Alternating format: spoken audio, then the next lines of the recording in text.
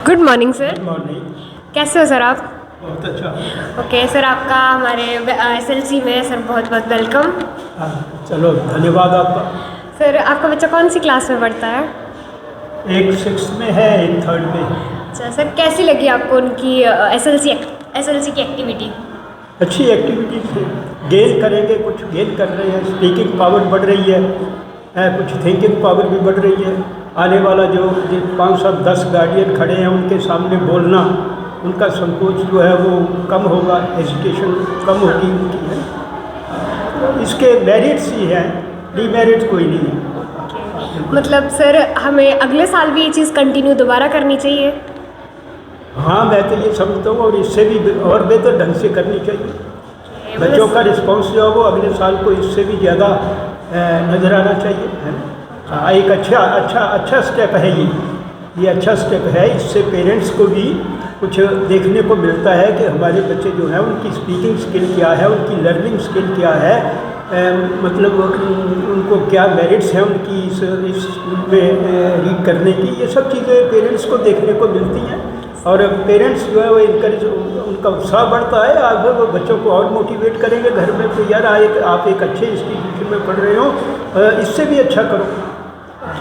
Sir और कोई इससे रिलेटेड कोई सजेशन कि और इसको कैसे और ज़्यादा अच्छे से कैसे करना चाहिए? मतलब चलो, जैसे मतलब स्पीकिंग में साथ में थोड़ी सी क्वेश्चनिंग जैसे कोई करता है तो बच्चे को ये पूरी अंडरस्टैंडिंग होनी चाहिए कि जो टॉपिक हम कह रहे हैं उसके अगेंस्ट कोई क्वेश्चन करता है तो उसकी जो व्याख्या है, उसका जो आंसर है, वो उन सभी बच्चों को लगभग उसके लिए भी प्रिपेयर होना चाहिए।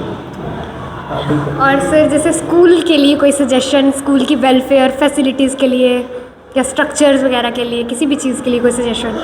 चलो, स्कूल का स्ट्रक्चर भी बढ़िया, अच्छी बिल्डिंग है, बच्चों को जो बैठने के रूम्स मिले हैं वो वैसे ही हैं जैसे कि होना चाहिए कि बच्चे के बैठने में मन लगे उसका सारा दिन स्कूल में। कई चीज़ें हैं लेकिन धीरे धीरे जो है वो कुछ जो कमियां हैं वो दूर हो रही हैं, जो मैनेजमेंट है वो उनको दूर कर रही है और उसको सुधारने का भी प्रयत्न कर रही है। अच्छा है। सर सिंपली आपका कोई एक सजेशन जो हमें मतलब अगले साल की एसएलसी एक्टिविटी में मतलब एक और चीज़ का नया वो लेना चाहिए, नया रूप लाना चाहिए, मतलब कोई एक मतलब और जैसे उसको अच्छे से कंटिन्यू करने के लिए नया रूप तो यही है कि मतलब इनकी जो स्पीकिंग और स्पीकिंग के साथ इनकी जो क्वेश्चनिंग में है और उसका जो एक्सप्लेन करना है या उसको मतलब अगर कोई अचानक पूछ लेता है कोई तो उसकी एक्सप्लेनेशन पावर भी चाहिए। ये नहीं चाहिए कि जितना क्रैम किया है उतना ही बोलें, क्रैमिंग से आगे जा कर के भी कुछ थोड़ा, जिसे रट्टा कहते हैं ना, रट्टे से आगे जा कर के जो डीप नॉलेज है वो साथ में जुड़ा होना चाहिए। जब इनकी तैयारी करवाई जाती है तो इनको क्वेश्चन जो है तैयारी करवाने वाले टीचर ही पहले क्वेश्चन जैसे करें कि इस ऑडियंस जो है वो इस प्रकार के क्वेश्चन आपको कर सकती है, and you have to prepare yourself for the answer. मतलब सर इस चीज़ को हमें एक क्विज़ की तरह वो करना चाहिए, प्रिपेयर करना चाहिए नेक्स्ट ईयर के लिए। क्विज़ की तरह प्रिपेयर करना चाहिए कि जो चीज़ें रिप्रेजेंट कर रहे हैं उसके बारे में हर एक चीज़ की नॉलेज होनी चाहिए। बिल्कुल पूरी नॉलेज होनी चाहिए।